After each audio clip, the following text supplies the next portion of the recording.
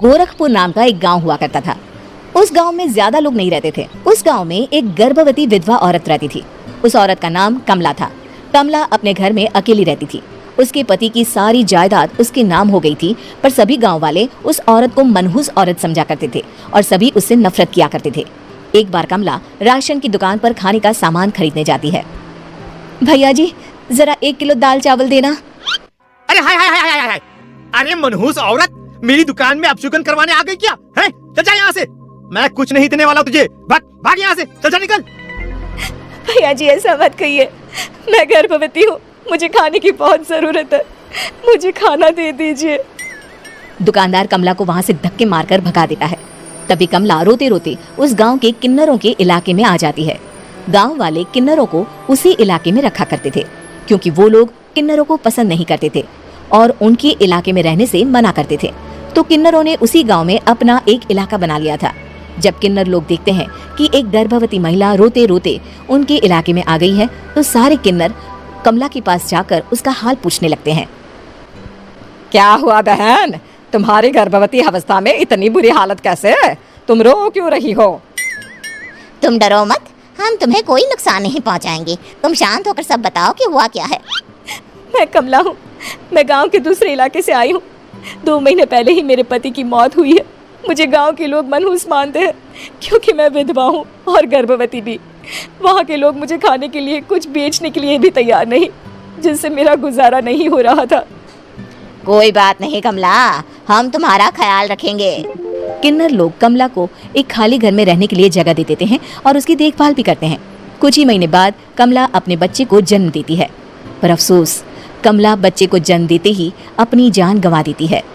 जब सब किन्नर बच्चे को देखते हैं तो बहुत खुश हो जाते हैं, क्योंकि वो बच्चा भी किन्नर ही था। कमला ने एक किन्नर बच्चे को जन्म दिया था। अब इस बच्चे की देखभाल कौन करेगा? हम तो इस बच्चे को गांव के दूसरे इलाके में भी नहीं भेज सकते। और तो क्या हुआ, इस बच्चे की माँ नहीं रही तो हम इसे पालेंगे। अब ये हमारे इलाके में रहेगा, हमारे साथ रहेगा। फिर वो किन्नर उस किन्नर बच्चे को गोद ले लेते हैं, उसका नामकरण कराते हैं। उस किन्नर बच्चे का नाम शक्ति रखा जाता है। देखते ही देखते शक्ति बड़ी होने लगती है। उसके रंग रूप बहुत सुंदर थे। वो बहुत सुंदर किन्नर दिखती है। एक दिन शक्ति एक किन्नर से पूछती है, माँ जी सुनिए ना, ये गांव के दूसरे इलाके में भी तो लोग रहते हैं, तो हम वहाँ क्यों नहीं जाते?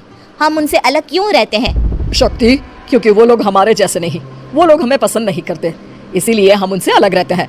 क्यों? वो हमें क्यों पसंद नहीं करते? मुझे एक बार उस इलाके में जाना है, मैं एक बार वहाँ जाकर घूम कर आऊँ। शक्ति, खबरदार, जो तू उस इलाके में कभी भी गई तो अपनी जान नहीं गंवाना चाहती तो उस इलाके में कभी कदम भी नहीं रखेगी, समझी? इतना कहकर वो किन्नर वहाँ से चली जाती है। शक्ति उस किन्नर की बात सुनकर बहुत रोती है। माँ जी ऐसा कैसे कह सकती है? उन्होंने इतनी सी बात के लिए मुझे इतना डांटा। अब तो मैं उस इलाके में जरूर जाऊंगी। फिर एक दिन शक्ति गांव के दूसरे इलाके में चुपके से जाती है। ये लोग तो हमारे जैसे ही इंसान हैं, तो ये हमसे नफरत क्यों करते हैं? जब शक्ति उस इलाके में पहुंचती है तो गांव के सारे आदमी उसके रूप से मोहित हो जाते हैं। वो लोग ये अंदाजा नहीं लगा पाते कि वो किन्नर है। शक्ति की सुंदरता देखकर सारे गांव वाले उसकी तारीफ करने लगते हैं। तभी गांव का चक्कर लगाने गांव के जमींदार का बेटा हर्ष वहां पहुंचता है। हर्ष भी दिखने में बहुत सुंदर होता है। जब हर्ष ने शक्ति को देखा तो वो भी उससे मोहित हो गया, और जब शक्ति की नजर हर्ष पर पड़ी तो वो हर्ष को देखकर मोहित हो गई। आपको पहले कभी इस गांव में देखा नहीं। इस गांव में आप नए हैं क्या? जी नहीं, वो मैं बस। तभी शक्ति बोलते बोलते रुक जाती है और मन में सोचने लगती है, अगर मैंने इनको बता दिया कि मैं दूसरे इलाके से आई हूँ तो वो समझ जाएंगे कि मैं किन्नर हूँ, इसलिए मुझे इनसे झूठ ही बोलना पड़ेगा। शक्ति हर्ष को कहती है, जी हाँ, मैं इस गांव में नई आई हूँ, यहाँ अकेली रहती हूँ। वैसे आप कौन है? आप भी इसी गांव में रहते हैं? जी हाँ, मैं इस गांव के जमींदार का बेटा हूँ।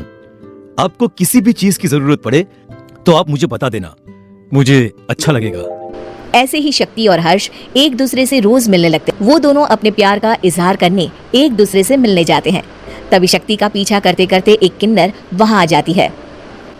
शक्ति, मैं तुमसे बहुत प्यार करता हूँ। मैं तुमसे शादी करना चाहता हूँ। क्या तुम मुझसे शादी करोगी? हाँ हर्ष, मैं तुमसे शादी करूंगी, पर मैं तुमको अपने बारे में एक सच्चाई बताना चाहती हूँ जो मैंने तुमसे छुपा कर रखी है। तभी उनके बीच में ही वो किन्नर आ जाती है। शक्ति, तेरी हिम्मत कैसे हुई ऐसा करने की? वो किन्नर शक्ति को खींचकर गांव के जमींदार के पास ले जाती है। हर्ष भी वहां शक्ति को बचाने के लिए पहुंच जाता है। जमींदार शक्ति और हर्ष के प्यार के बारे में सुनकर गुस्से में आ जाता है और शक्ति को गांव के बाहर निकालने की सजा देता है। शक्ति ये बात सहन नहीं कर पाती और कुएं में कूदकर अपनी जान दे देती है। जमींदार हर्ष की शादी गांव की एक लड़की से करवा देता है, पर हर्ष इस शादी से खुश नहीं होता। शक्ति अपना बदला लेने के लिए मरने के बाद किन्नर चुड़ैल बन जाती है।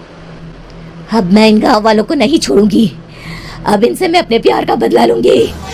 किन्नर चुड़ैल गांव वालों को परेशान करना शुरू कर देती है। एक बार वो रात को गांव के खेतों में पहुंच जाती है और वहां आग लगा देती है। सारी फसल जल के राख हो जाती है। जब एक आदमी रात को उठकर देखता है कि खेत में आग लग गई है तो वो वहां पहुंच जाता है। वो देखता है कि खेतों के बीचों बीच एक किन्नर चुड़ैल खड़ी है और वहां खड़े होकर ताली बजा रही है। गांव वाला किन्नर चुड़ैल को देखकर बेहोश हो जाता है। जब सुबह उस आदमी को होश आता है तो वो सीधा जमींदार के पास जाता है। अरे जमींदार साहब, अरे वो किन्नर चुड़ैल ने मेरी सारी फसल जला दी। अब मैं क्या करूंगा, क्या होगा मेरा? जमींदार चुड़ैल किन्नर का नाम सुनते ही सब कुछ समझ जाता है। अब वो बहुत डर जाता है। उसी रात को जब जमींदार डर के मारे अपने कमरे में सो नहीं पाता, तभी वहां अचानक से किन्नर चुड़ैल आ जाती है। किन्नर चुड़ैल जोर जोर से जमींदार के आगे खड़ी होकर हंसने लगती है और ताली बजाने लगती है। जमींदार उस डरावनी किन्नर चुड़ैल को देखकर बहुत डर जाता है।